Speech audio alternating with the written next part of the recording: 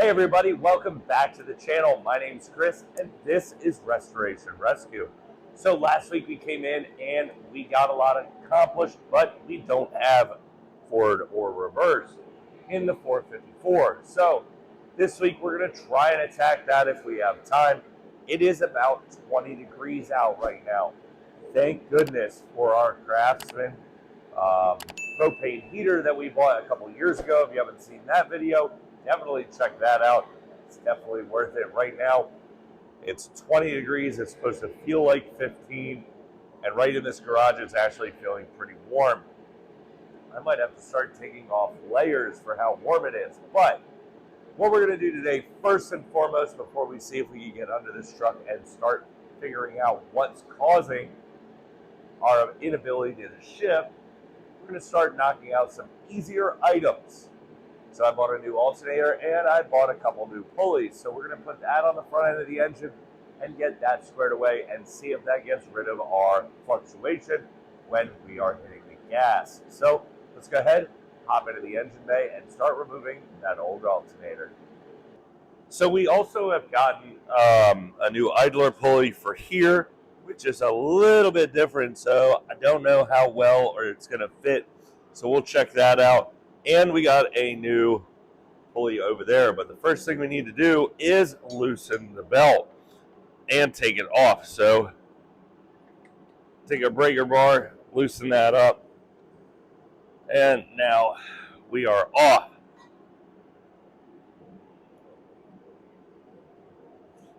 And we can try and get, I don't know why that's not coming off. All right, well, that's okay. Now, what we're going to do is we're going to get some tools. Maybe it froze on. There it is. That's weird.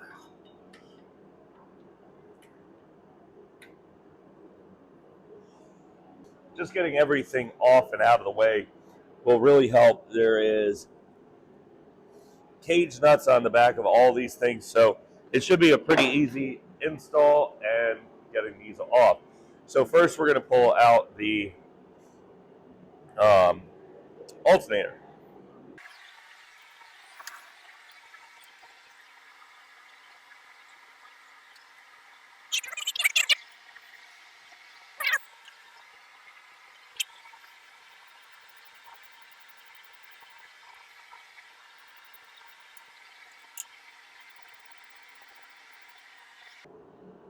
All right, so it is just held in with 2 bolts on the alternator. So we're going to go ahead and get this last one unscrewed or bolted. We have one really long one and a short one, and then just a nut on the back. So there's the old one, and you can hear the bearing in that thing is going bad. So let's go head over and get our new one.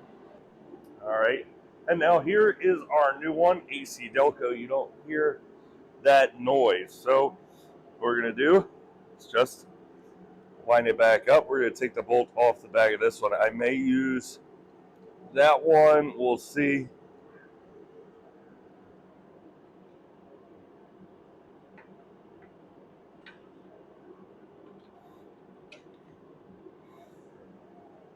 All right, and then right back in.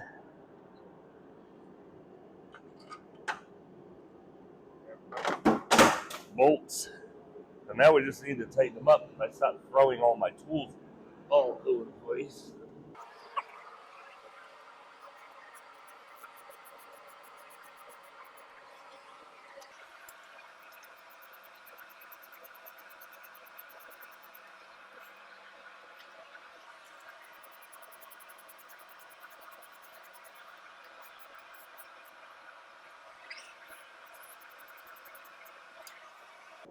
All right, that thing's tight. We'll put the little cover back over that bolt, and that thing is tight.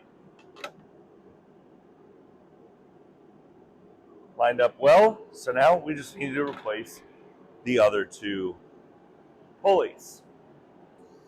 All right, now we're going to attack this tensioner where we have a 18mm socket. Thing comes off kind of nice.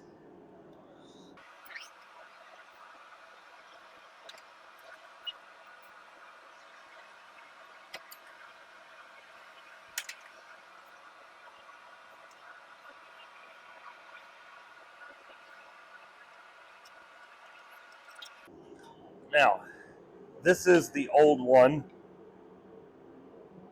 This is definitely an aftermarket one. So we are going to go back with an AC Delco version of this.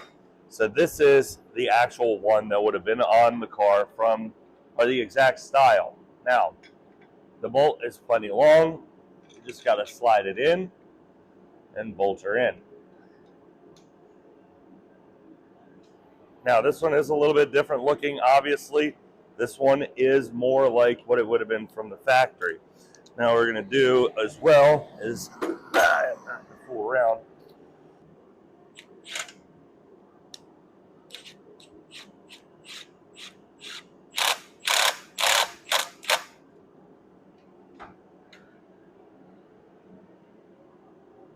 All right. Now, what's nice about the tensioner there is it already has a nub. So right here, this nub holds it into place. So there's no way to put this one in wrong. So that's nice. That's a good feature. So last but not least, we're going to come over to the other side of the truck. And that is our last one. So again, this is not an 18mm. Let's see what size this is. It's not half inch. Hold on. Hold up. This is a 5/8. We are going to just zip that right off. That was nice and easy. We have the old one here. Right? Old one. There's a little bit of that there. And now we have our nice new one that comes with a brand new bolt, which is also 5/8. Again, this does not have any way of being adjusted, so there's really nothing to it. It's a nice, easy install. Put that there.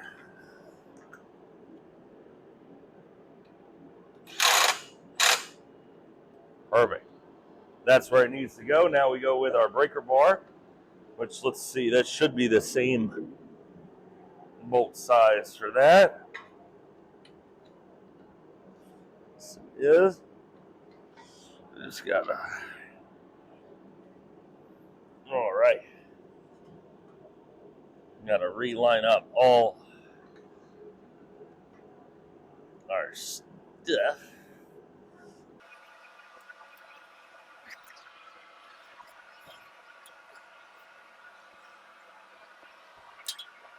All right, now that's all on there. And let's go ahead and try and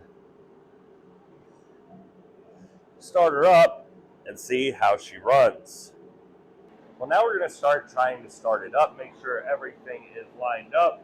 Everything looks pretty good on it, so I'm pretty excited to see this thing run again. It's got the nice tensioner on it now, a new pulley, and a new alternator, so hopefully we won't have that drain on the battery. So let's go ahead, hook up the battery, because I do have a piece on it so that when I'm not really driving it, I can unhook it so it stops any drain on the battery.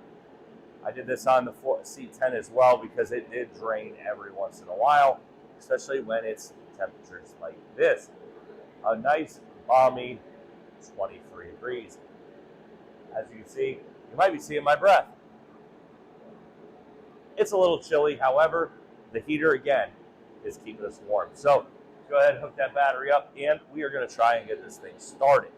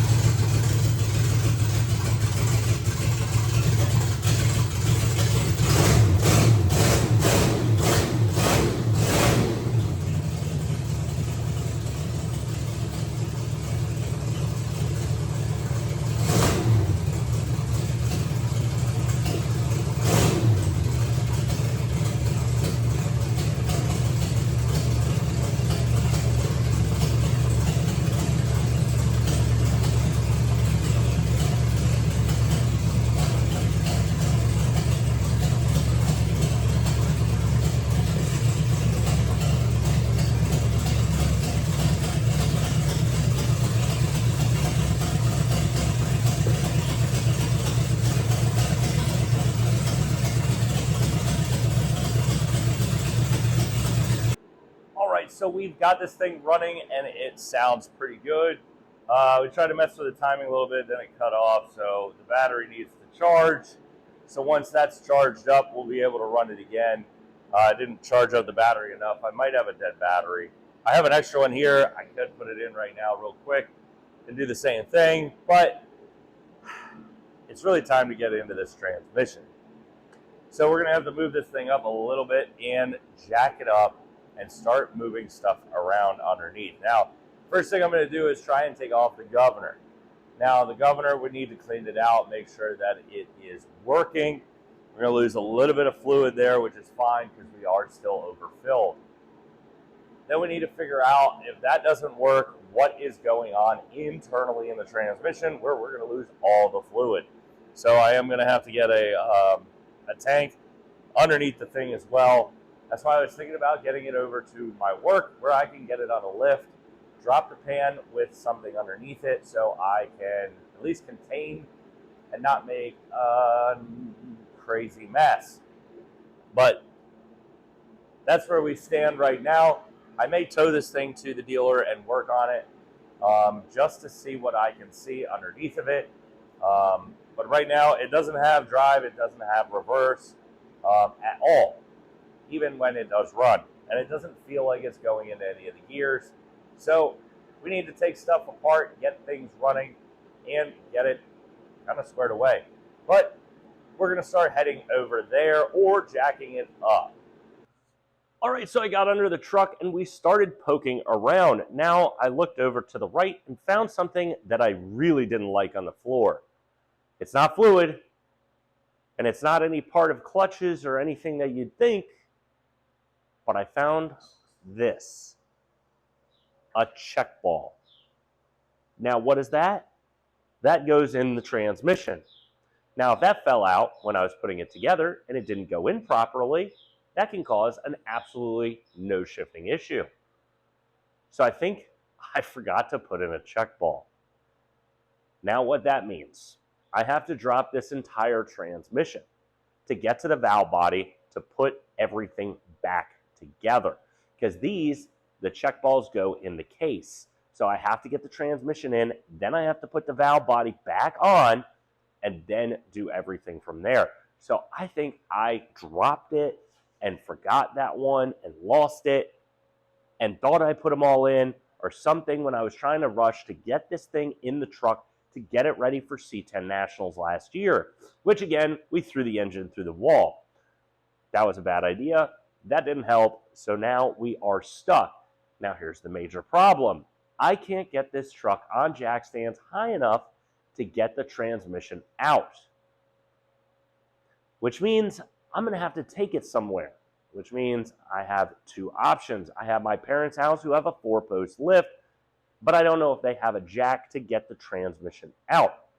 Or take it to where I work, which has lifts, which I can get the truck up in the air. I can do everything I need, but again, both of those include trailering the truck somewhere else.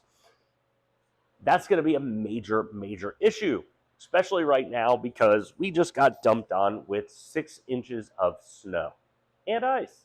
So it's beautiful out, all because this one ball.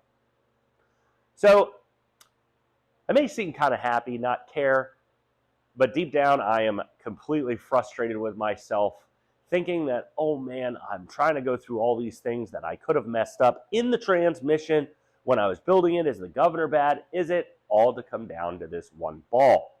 Now, hopefully this is it. Otherwise, we're going to have to dig deeper. I can't imagine anything else could be in there. I don't remember anything else in this entire build having a check ball, which sucks. Because again, I have to drop the transmission and waste all that fluid and all that stuff putting it in the truck.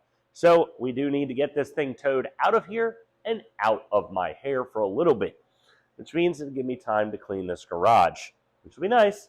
But again, I have to get it elsewhere because I don't have enough clearance. We tried to do it when we were installing the transmission and we didn't have enough room. But I know this doesn't seem like we did a whole heck of a lot today, which we pretty much didn't. We put in an alternator and put some pulleys on. The engine is running absolutely incredible. That's awesome. Love it to death. But we don't have drive. We don't have reverse, and all because of this stupid little ball. So we're going to have to get this thing towed out of here. We'll do that later this week. Get it over to wherever it needs to go, get the transmission dropped, and we'll show you guys that process and see if that's our issue, this little ball. But you guys have a good week. We'll see you guys next Saturday when we continue working on the truck.